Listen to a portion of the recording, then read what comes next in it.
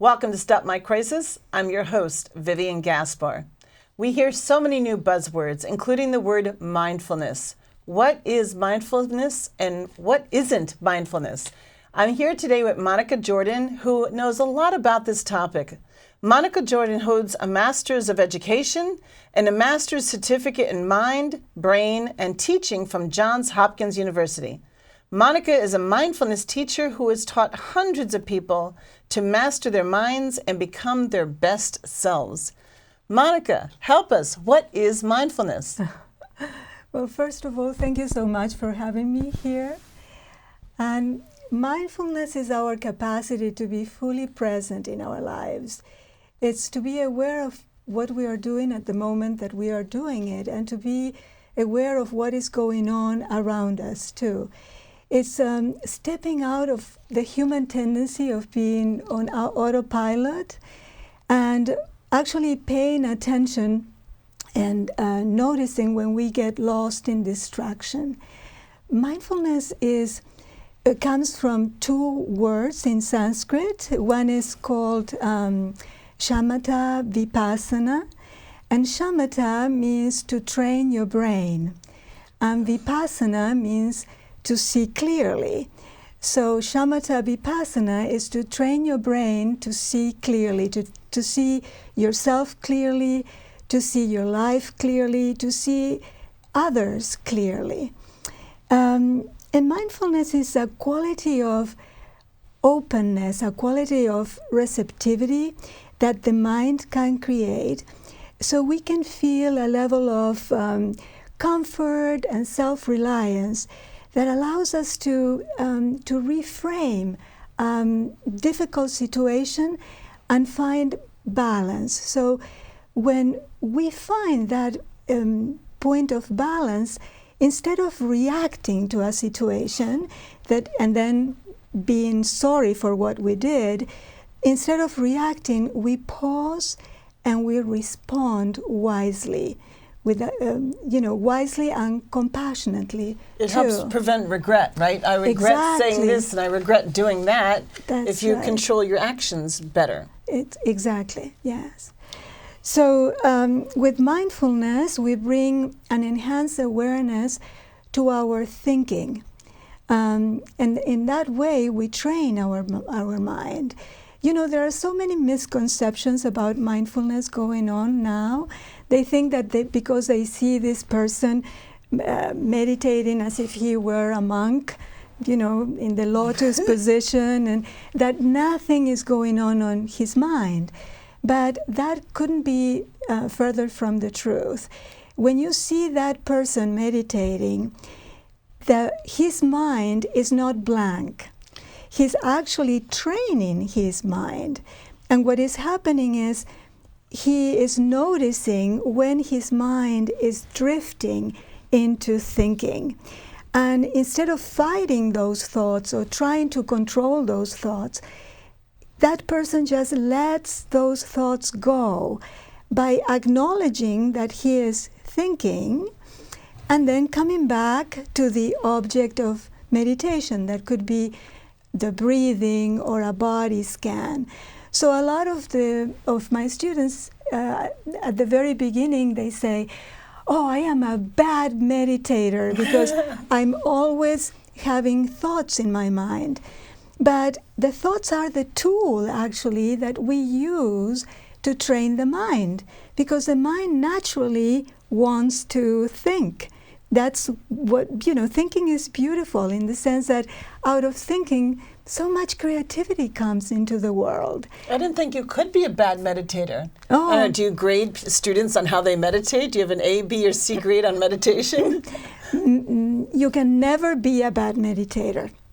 As long as you want to meditate, you're working with your mind, you're observing your mind. You may find that there are some times when it is a little bit challenging because your mind starts dwelling on things in the past or things in the future, and you're just carried away by those thoughts. But there is a moment in which you realize, you become aware that you have drifted. And that is a moment of success, is a moment of victory, because in that moment you are changing the architecture of your brain. So here's what I want to know. So many people are complaining that they're overwhelmed. I think that's a very common feeling nowadays with everything going on. There's this feeling of overwhelm. I mean, I know personally, I've always wanted to learn more about politics and then what you have to do with day-to-day life. Does mindfulness help you get recentered and more calm instead of feeling overwhelmed and scattered so much of your life? Mindfulness, it trains you in focus and attention. And the centers of focus and attention correlate with the centers of emotional regulation. So as you are training your focus, you are training the way you regulate your emotions. Now, being overwhelmed is an emotion, right? Like being stressed or being anxious. So what you do is you start learning that instead of resisting the overwhelmment or the anxiety or the irritation, in mindfulness we learn that we lean into the feeling. It reminds me what I always hear. It's not what happens to you, it's how you react what's happening to you. Exactly, yes. And that's what you can manage, your emotions and your reactivity. How did you get so involved in this? I mean, this is something people just hear about, but how did you not just get involved, but create a living from this? This is your occupation of helping people manage their emotions through mindfulness. Mm-hmm. Well, I was born in Argentina in a very tumultuous and conflicted family. My mom suffered from borderline personality disorder, which is characterized by anger flares and very unstable emotions. So because of the unpredictability of my home environment, I developed anxiety at a very, very young age. I think my earliest recollection is when I was about 3 years old, but I was probably anxious earlier than that. And so that started becoming worse and worse. And so as I grew older, I became very curious and interested in what was in the neurological root of anxiety, of the anxiety I was experiencing, and of the neurological root of the unstable emotions that my mom was experiencing. So I read everything that I could about emotions and the brain. And this was a long time ago, like 20 years ago. Then later in graduate school, I devoted my whole research on the topic. You lived through some domestic violence. Your mother, unfortunately, had some mental illness. But right now, there's millions of households dealing with similar circumstances. We need to take a short break, but we will come back, and I'd love to learn a lot more how you help people manage their emotions better so they don't affect their children adversely. Yes. We'll be right back after this message to learn a lot more about what the practical mindfulness applications can change your whole family's dynamic in their lives. Are you disappointed by your tax returns? By maximizing your tax refund, you can look forward to less stress, more valuable life experiences, more stability. Kendall Ludden, tax preparer and refund strategist. He's here to help. Welcome back to Stop My Crisis. We are here learning so many different aspects to mindfulness we never thought existed. Monica, you had left off by saying that you grew up remembering that at 3 years old, you now realized you had panic attacks listening to your mother have angry outbursts. Mm-hmm. Take us back there. What happened that led you to a life of helping others with their mindfulness? Well, I realized that there was something that was happening in my mom's head and in my head by experiencing the anxiety that I was experiencing. And that led me to the science and to research. And I found out that mindfulness as a practical application can really bring so much alleviation for anxiety, for anger, depression, because what happens with mindfulness is that it shrinks the amygdala, which is in the emotional part, in the limbic system of the brain. And by shrinking the amygdala, which is the place where fear, anger, rage, and anxiety are generated, those levels of these emotions go down. The amygdala, isn't that the flight or fight, as they're talking about? Exactly. And that's where all these emotions are generated. So what I noticed is that after practicing mindfulness for 2 or 3 months, those things that made me anxious before were not making me anxious anymore. In fact, everybody seemed so nice, but it was because I was changing. It was not so much that my circumstances were changing, I was changing. So I decided to start bringing this into the world after I had gone through science. That's amazing that you actually knew and you saw the power of how you can change others when you first noticed by changing yourself. It was a huge impact in your life. Even how you viewed other people changed. Absolutely. The students that I have written so many testimonials that you can see in my website about how much their lives were transformed. Stress of daily life can come out as anger because it's really masking frustration and a feeling of helplessness. But when it comes and manifests as anger, how do you see that in your clients and how you help them? Usually there is an underlying emotion that is usually fear and a lot of anxiety. And the person who is experiencing that is trying to not lose face by, instead of being vulnerable and showing what is really happening within, this person hides in the mask of anger. But that is because he is not really understanding the emotions that are underlying that anger.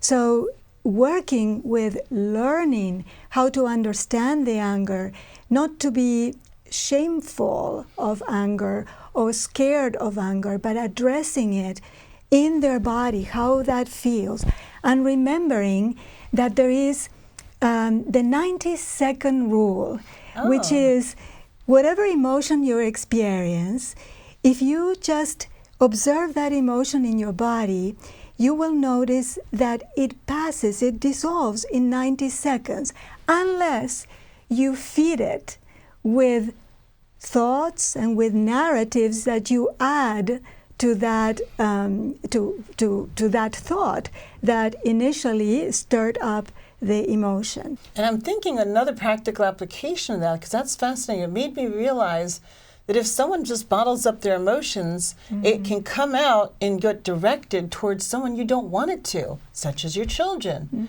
or a coworker. You just mentioned being in an office. Imagine you're dealing with a coworker who just has anger outbursts. Yes. That can get you fired. Of course. It can lead to major issues in your life if you don't know how to deal with some emotions as they occur. Exactly. And if we have in mind that there are 40 million people in the United States only that suffer from anxiety. 40 million adults. Adults, right? not Adults. even kids, teenagers. It's 18 Wow. and older. And anxiety is a precursor of anger, right? So there's a lot of those individuals of 40 million adults only Yes. on prescription medication that is supposed to help them manage those emotions? Those are the ones who are on prescription medication. Those are the, wow. And the prescription medications are wonderful for some people because they need it, but they have a lot of side effects too. You're not going to have any negative side effects to mindfulness approaches. Yes, it will take longer for the effect to kick in. But if you create a ritual and you start with baby steps, the results will be amazing. Monica, thank you so much for sharing those very valuable tips. We're going to take another short break. We're going to be right back to learn how to live longer and healthier lives, all backed by Nobel Prize-winning science.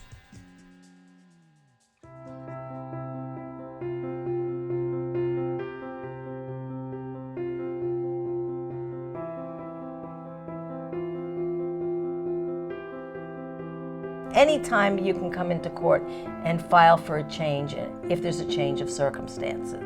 We give an hour free consult. It's confidential. Find out what has to be done.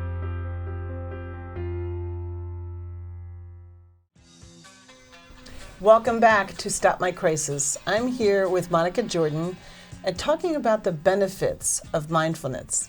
So mindfulness also reduces cortisol. Cortisol is a hormone that is released when we feel stressed, and it can be toxic to the individual if that cortisol is not released from the body by doing some type of exercise, for instance, or by walking like 20 minutes a day. When we have a lot of cortisol in our body, we feel tired, we cannot concentrate, we feel sad, and it also has an influence on our weight. So with mindfulness, we because mindfulness works on the stress, then automatically cortisol is reduced. So that is one of the benefits. Another benefit is that it reduces an enzyme that is called telomerase. Every cell in our body has chromosomes, and if you imagine chromosomes as shoelaces, the little tips at the end of the shoelaces are protective telomeres. These telomeres are very important for our health. When babies are very young, the telomeres are robust and very big. But as we grow older, then the telomeres start becoming shorter and shorter and shorter. Now, Dr. Elizabeth Blackburn, who won the Nobel Prize in 2009, discovered an enzyme that is called telomerase. And this enzyme replenishes the telomeres, and so that is so important for our prolonged health because the telomeres protect us. That is an enormous benefit to mindfulness. Yes. As I can't imagine a more scientific reason that's backed up why someone should practice mindfulness. How often do you need to practice mindfulness to gain the benefits that you're describing? Well, actually, mindfulness needs to be practiced consistently. The science doesn't really know exactly how many minutes are necessary, but they are suspecting between 10 and 20 minutes at least 3 times a day, 3 times a week, to actually change the architecture of your brain. But the important thing is to set aside those moments, even when you are just before getting up in the morning. You can set your clock just a few minutes before, maybe not even 10 minutes, maybe just 2 minutes, and get in touch with how your body is feeling, breathing consciously, which we usually do not do. It's always automatic, and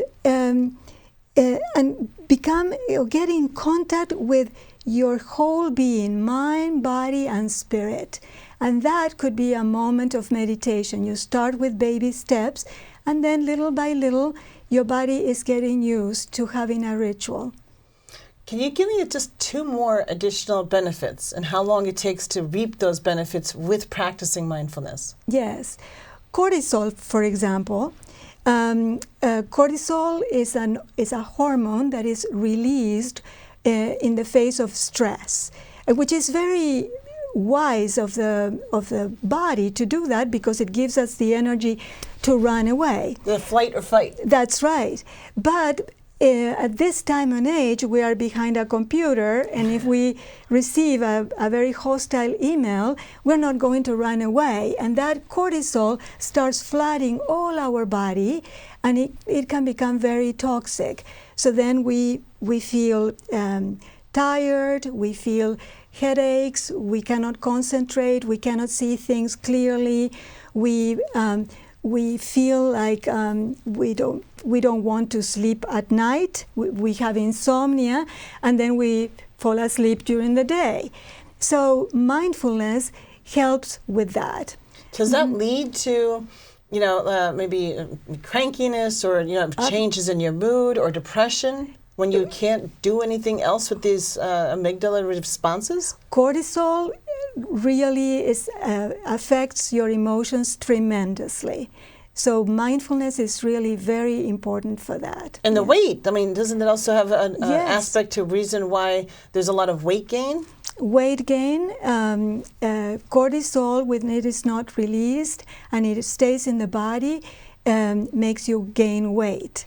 And with mindfulness, we apply it from both sides to diminish the stress and also to increase and enhance the awareness of what you are eating, why you are eating it. Start thinking, am I really hungry, or what am I hungry for, right? It's so hard when people feel so busy every moment of the day that they don't have enough time.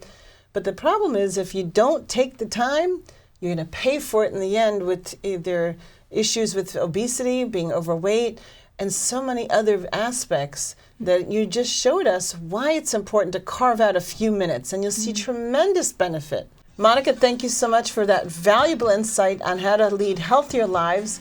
Stay with us, and we'll be right back to watch me do a mindfulness exercise.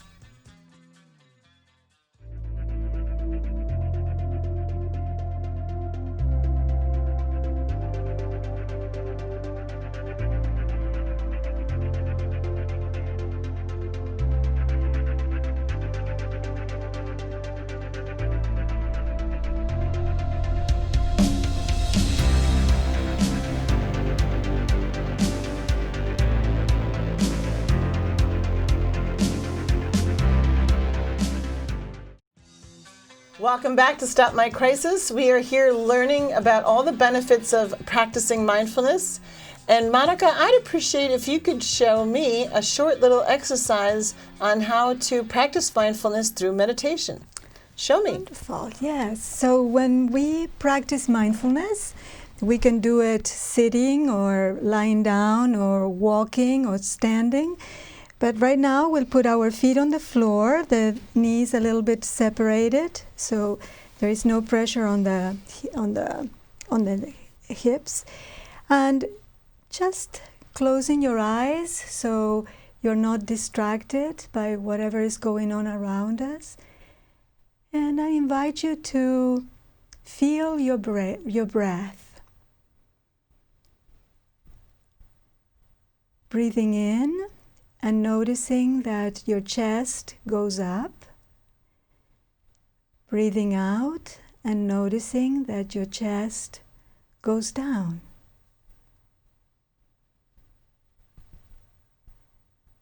Breathing in, this breath that comes with us the moment we are born into this world, and it's the last thing we do when we leave this world. We breathe about 20,000 breaths a day, but we do it automatically. In this meditation, we are bringing awareness and consciousness to the breathing. Breathing in and noticing that your belly expands. And breathing out and noticing that your belly contracts. And now, very gently, we can open our eyes.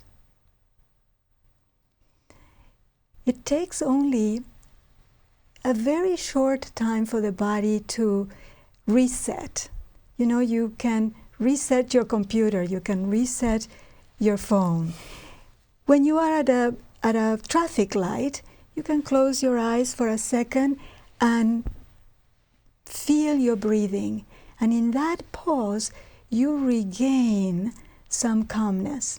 At a traffic light, great way to stop road rage. Yes, that's right. Yes. So with that little exercise, it made me think, you had mentioned some great tips before. What I'd like to know is about your courses. How do you help people? Well, I have created 3 courses. They're called Neurobiology of Stress Management, Mindfulness and Meditation Tools for Well-Being, and there's level 1, 2, and 3. I also have created a number of online courses to reduce anxiety, and I also coach and mentor people online via Zoom and Skype, national here in the United States, and also internationally. And you do this in other languages? I understand you speak not just English, but you also speak what other languages? Spanish. I do it in Spanish too. And you can find all this information in my website, which is embracemindfulness.org. Not .com, but .org. No. And these courses are a vehicle to train your mind. And they are indispensable to be at the steering wheel of your life. If you want to make life happen and not let life happen to you, then you have to take a course. They are 6-week courses of once a week for 2.5 or 3 hours each time we meet. That's great. So nobody has to be in person with you. It's all about the beauty of being able to do this over Skype or Zoom, so you could be face-to-face, to have individual sessions. But the best thing right now is it really helps psychologically, and everybody knows the mind leads the body. Yes. And it can help you regain that.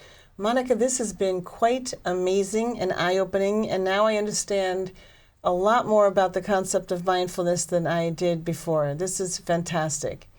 And that has been great having you. And this is how you stop your crisis. Thank you.